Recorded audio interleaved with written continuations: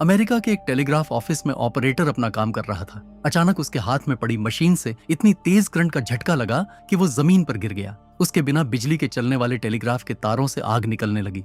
कुछ ही घंटों बाद रात के अंधेरे में दुनिया भर के आसमान में इतनी तेज लाल रोशनी फैल गई कि लोगों को लगने लगा कि रात को ही सूरज निकल आया है। अगले दिन की सुबह तक दुनिया भर का कम्युनिकेशन सिस्टम बर्बाद हो चुका था। सबसे डरावनी बात तो ये है कि वो कोई आतंकवादी हमला नहीं था, ना ही कोई मशीनी खराबी थी। ये तबाही महज एक आग के गोले से निकली थी। हम अक्सर आसमान में चमकते सूरज को बस एक रोशनी देने वाला शांत गोला समझते हैं, लेकिन ये हमारी सबसे बड़ी भूल है। सूरज कोई पथरीला ग्रह नहीं है, ये एक विशाल न्यूक्लियर रिएक्टर है। इसकी कोर का टेम्परेचर लगभग 1.5 करोड़ डिग्री सेल्सियस है। यहाँ हर सेकंड भयंकर न्यूक्लियर फ्यूजन होता है, जहाँ हाइड्रोजन के एटम्स टकराकर हीलियम में बदल जाते हैं। इस प्रोसेस में जितनी ऊर्जा निकलती है वो इंसानी दिमाग की सोच से भी परे है। सूरज हर सेकंड 40 लाख टन मैटर को एनर्जी में बदल रहा है। एक अनुमान के मुताबिक सूरज द्वारा 1 सेकंड में पैदा की गई एनर्जी पूरी धरती पर इंसानों द्वारा 1 साल में इस्तेमाल की जाने वाली टोटल एनर्जी से करीब 40 लाख गुना ज्यादा होती है। लेकिन सबसे डरावनी बात यह है कि ये एनर्जी हमेशा बराबर नहीं निकलती। कभी कभी सूरज की सरफेस पर इस मैसिव एनर्जी का एक छोटा सा हिस्सा अचानक ही एक जबरदस्त एक्सप्लोजन के रूप में बाहर निकलता है। अरबों टन मैटर अंतरिक्ष की खामोशी को तोड़ते हुए तेजी से आगे बढ़ता है। इसे हम सोलर फ्लेयर कहते हैं। एक मैसिव सोलर फ्लेयर इतनी एनर्जी होती है कि अगर इंसान उस एनर्जी को फोकस करके धरती पर ला सके तो हमारे पूरे इतिहास में बने सारे न्यूक्लियर वेपन्स को मिला लें तो भी वो एनर्जी उनसे करोड़ों गुना ज्यादा होगी।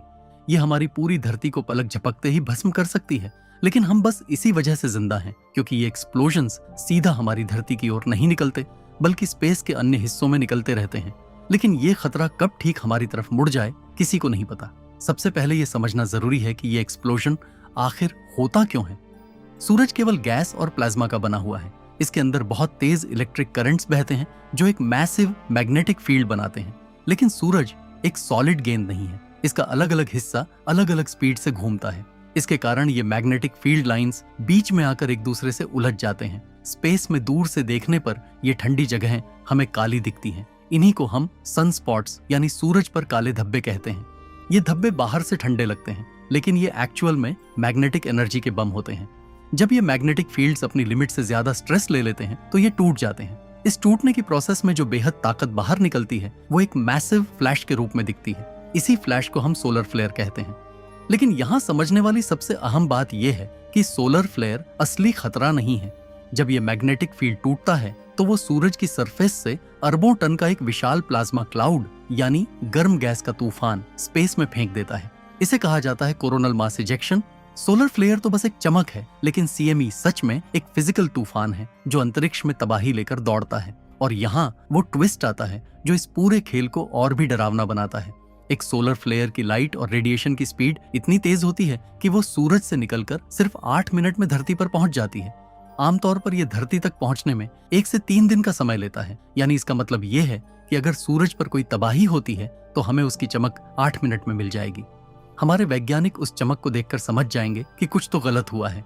लेकिन असली मौत लेकर आने वाला तो वो प्लाज्मा क्लाउड है जो 24 से 72 घंटे बाद धरती पर हमला करेगा। हम बस उस तूफान को आते हुए देखते रह जाएंगे कि वो हमारी तरफ आ रहा है या बगल से ही निकल जाएगा। 28 अगस्त 1859 की सुबह ब्रिटेन के एक एमेचर एस्ट्रोनॉमर रिचर्ड कारिंगटन अपने टेलीस्कोप से सूरज को ऑब्जर्व कर रहे थे। अचानक उन्होंने देखा कि सूरज के एक बड़े सनस्पॉट से 2 बेहद तेज व्हाइट लाइट्स की किरणें निकलकर ऊपर की तरफ उड़ गईं। कारिंगटन इस अनोखे नजारे को देखकर हैरान थे, लेकिन उन्हें यह समझ नहीं आया कि वो जो देख रहे हैं वो इतिहास की सबसे बड़ी स्पेस वेदर इवेंट की शुरुआत है। उस वक्त कोई सैटेलाइट नहीं था, कोई अर्ली वार्निंग सिस्टम नहीं था। बस 17 घंटे बाद धरती पर हमला हो गया। वो सीएमई जो सूरज से निकला था एक मॉन्स्टर की तरह पृथ्वी के मैग्नेटिक शील्ड से टकराया, और जो हुआ वो किसी साइंस फिक्शन फिल्म से कम नहीं था। उस दौर में दुनिया की सबसे एडवांस्ड टेक्नोलॉजी टेलीग्राफ हुआ करती थी। तारों के जरिए मैसेज भेजे जाते थे। जैसे ही वो स्टॉर्म धरती पर पहुंचा, हर जगह मानो अफरा तफरी मच गई। अमेरिका और यूरोप में टेलीग्राफ ऑपरेटर्स को बिना किसी बैटरी के तारों से बिजली के तेज झटके लगने लगे। मशीनों से इतनी गर्मी और चिंगारियां निकली कि कागज खुद ही आग पकड़ने लगे। कुछ ऑपरेटर्स तो इस खतरनाक करंट को रोकने के लिए अपनी मशीनों को बैटरी से डिस्कनेक्ट कर रहे थे, लेकिन तारों में इतनी ज्यादा पावर आ रही थी कि बिना बैटरी के भी मशीनें चलती रहीं। यानी स्पेस का तूफान खुद बिजली पैदा कर रहा था। लेकिन इस हमले की सबसे डरावनी चीज आसमान में दिखी थी। उस रात नॉर्दर्न लाइट्स सिर्फ पोल्स पर नहीं बल्कि दुनिया भर में दिखने लगी। ये इतने जोरदार थी कि अमेरिका के रॉकी माउंटेन्स से लेकर कैरेबियन द्वीपों तक और यहाँ तक कि भारत और जापान में भी आसमान लाल हरे रंग से जल रहा था। लोगों को लगने लगा कि सुबह हो गई है। अखबारों में छपने लगा कि दुनिया के आखिरी दिन आ गए हैं। आज इस इवेंट को कैरिंगटन इवेंट के नाम से जाना जाता है। 1859 के उस जमाने में तो ज्यादा इलेक्ट्रॉनिक डिवाइसेस मौजूद ही नहीं थे। 1859 में इंसानों के पास सिर्फ कुछ तार और टेलीग्राफ मशीनें थीं। तब भी तबाही मच गई। लेकिन आज की दुनिया को देखिए, हम अपनी जिंदगी, अपनी सुरक्षा और अपनी जरूरतों को पूरी तरह से इलेक्ट्रिसिटी और इंटरनेट पर डिपेंड कर चुके हैं। हम सोचते हैं कि हम 21वीं सदी में हैं, हम बहुत एडवांस्ड हैं, तो हम किसी आसमान से आने वाले तूफान से आसानी से बच जाएंगे। लेकिन सच इसके बिल्कुल उलट है। 1859 से आज हम लाखों गुना ज्यादा कमजोर हैं। इसका सबसे बड़ा कारण है हमारा पावर ग्रिड सिस्टम। दुनिया भर में बिजली बनाने और एक शहर से दूसरे शहर तक पहुंचाने के लिए लाखों किलोमीटर लंबे तार बिछे हैं। ये तार तब बनाए गए थे जब साइंटिस्ट्स को सोलर स्टॉर्म का कोई ख्याल भी नहीं था। भौतिकी के एक बेहद आसान से नियम के हिसाब से जब एक रैपिडली चेंजिंग मैग्नेटिक फील्ड किसी लंबे तार के पास से गुजरता है तो उस तार में एक इलेक्ट्रिक करंट अपने आप बन जाता है। यही कारण था कि 1859 में बिना बैटरी के टेलीग्राफ चल रहे थे। अब इमेजिन कीजिए वैसा ही मैग्नेटिक स्टॉर्म आ जाए तो हमारे बिजली के बड़े बड़े ट्रांसमिशन लाइंस खुद ब खुद एक मैसिव करंट पैदा कर लेंगे। ये एक्स्ट्रा करंट सीधे पावर ग्रिड के सबसे अहम हिस्से ट्रांसफॉर्मर्स में घुसेगी। ट्रांसफॉर्मर्स बहुत महंगे और बहुत सेंसिटिव होते हैं। जैसे ही उनमें जरूरत से ज्यादा करंट जाएगा वो गर्म होकर और फिर धमाके से जल जाएंगे। सिर्फ जमीन पर बिछे तार ही नहीं, हमारी ताकत आसमान में भी फैली है। जीपीएस सैटेलाइट्स, वेदर सैटेलाइट्स और कम्युनिकेशन सैटेलाइट्स धरती के मैग्नेटिक शील्ड के बाहर स्पेस में तैरते हैं। किसी भी सोलर फ्लेयर की रेडिएशन सबसे पहले इन्हीं सैटेलाइट्स को अपना शिकार बनाती है। अगर एक बड़ा स्टॉर्म आया तो हमारा जीपीएस सिस्टम ठीक से काम करना बंद कर देगा। हवाई जहाज अपने रास्ते भूल जाएंगे, आपके फोन्स में नेविगेशन बंद हो जाएगा और दुनिया भर में कम्युनिकेशन बिल्कुल बंद हो जाएगा। हम जिसे टेक्नोलॉजी की ताकत मानते हैं, सच में वो सूरज के सामने हमारी सबसे बड़ी कमजोरी बन चुकी है। जब वो प्लाज्मा क्लाउड धरती के मैग्नेटिक शील्ड से टकराएगा, लेकिन उसके कुछ घंटों के अंदर असली तबाही शुरू होगी।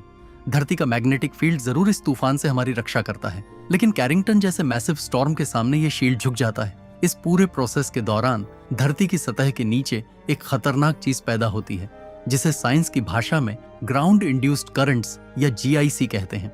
ये करंट जमीन से निकलकर सबसे आसान रास्ता तलाशता है और वो रास्ता होते हैं हमारे लंबे पावर ट्रांसमिशन लाइंस। जैसे ही ये अनचाही बिजली तारों से होकर पावर स्टेशनों तक पहुंचती है, वहां मौजूद बड़े बड़े हाई वोल्टेज ट्रांसफॉर्मर्स काम करना बंद कर देते हैं। आज का पावर ग्रिड सिस्टम एक जाल की तरह जुड़ा हुआ है। एक शहर दूसरे शहर से बिजली लेता है। जब एक बड़ा ट्रांसफॉर्मर जलकर खाक हो जाता है तो उसका पूरा बिजली का बोझ तुरंत दूसरे ट्रांसफॉर्मर्स पर आ जाता है। वो भी अपनी लिमिट से ज्यादा लोड लेकर जल जाते हैं। ये सिलसिला इतनी तेजी से फैलता है कि महज कुछ मिनटों में पूरे देश का ग्रिड डाउन हो जाता है।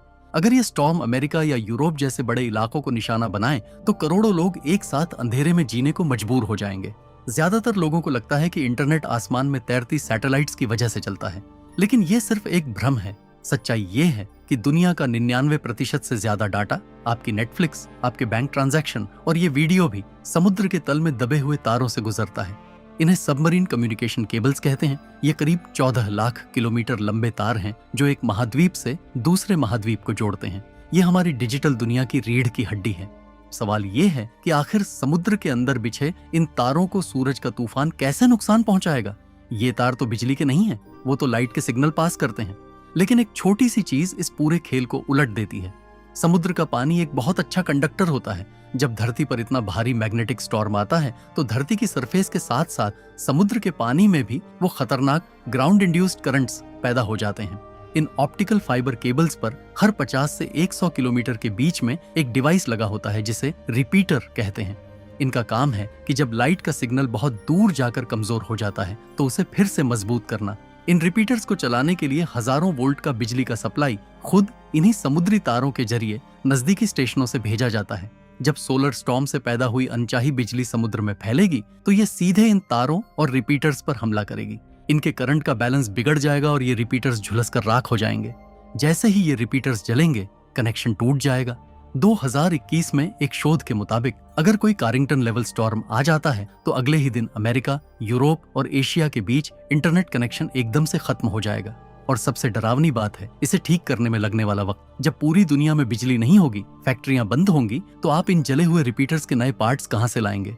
समुद्र के बीच में जाकर टूटे हुए तारों को जोड़ने वाले खास जहाजों को चलाने के लिए भी तो तेल और बिजली चाहिए होगी। एक्सपर्ट्स का मानना है कि अगर ऐसा हुआ तो दुनिया का इंटरनेट हफ्तों या शायद महीनों तक के लिए बंद रह सकता है। बिना कम्युनिकेशन के, बिना बैंकिंग के एक आधुनिक दुनिया अचानक से 200 साल पीछे चली जाएगी। सूरज हमारी धरती को फिजिकली तबाह नहीं कर सकता। धरती का निर्माण हजारों डिग्री के तापमान में हुआ था। सोलर स्टॉर्म उस चट्टान को कोई नुकसान नहीं पहुंचा सकता। धरती का वायुमंडल, पानी और इंसानों का शरीर भी सीधे तौर पर सुरक्षित रहेगा।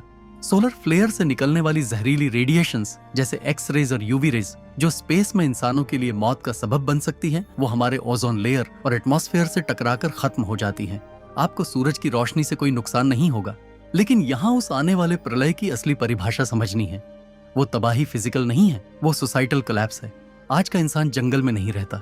हमारी जिंदगी बिजली, इंटरनेट और सप्लाई चेन के उस पतले धागे पर टंगी है। अगर अगले 1 साल तक पूरी दुनिया में बिजली नहीं आई, आप इसे प्रलय कहें या फिर एपोकलिप्स, आप इसे कुछ भी कहें, तो सीधा जवाब ये है, धरती बची रहेगी, हवा, पानी और जानवर भी बचे रहेंगे। लेकिन जो इंसान आज एक बटन दबाकर दुनिया के किसी भी कोने से चीजें मंगवाता है, वो आधुनिक इंसान एक झटके में खत्म हो जाएगा। आज हमारे पास सैटेलाइट्स हैं जो सूरज को लगातार मॉनिटर कर रहे हैं। हमें पता चल जाएगा कि सोलर फ्लेयर आया है, लेकिन CME की स्पीड और दिशा का पता लगाना बहुत मुश्किल है। हमें शायद 12 से 24 घंटे पहले कोई वार्निंग भी मिल सकती है, लेकिन ग्राउंड लेवल पर हमारी तैयारी जीरो है। हम एक ऐसी सिविलाइजेशन बनाकर बैठे हैं जो बिजली और इंटरनेट के बिना काम नहीं कर सकती, लेकिन उसकी सुरक्षा के लिए हमने कोई ठोस कदम नहीं उठाया है। सूरज हमारी इकोनॉमी, हमारी टेक्नोलॉजी या हमारी तैयारी से कोई मतलब नहीं रखता। वो बस अपने नेचर के हिसाब से काम कर रहा है। ये सिर्फ एक समय का खेल है। वो तूफान जरूर आएगा, सवाल बस इतना है कि वो कब आएगा, और जब वो आएगा तो शायद ये वीडियो आपको दोबारा देखने का मौका न दे।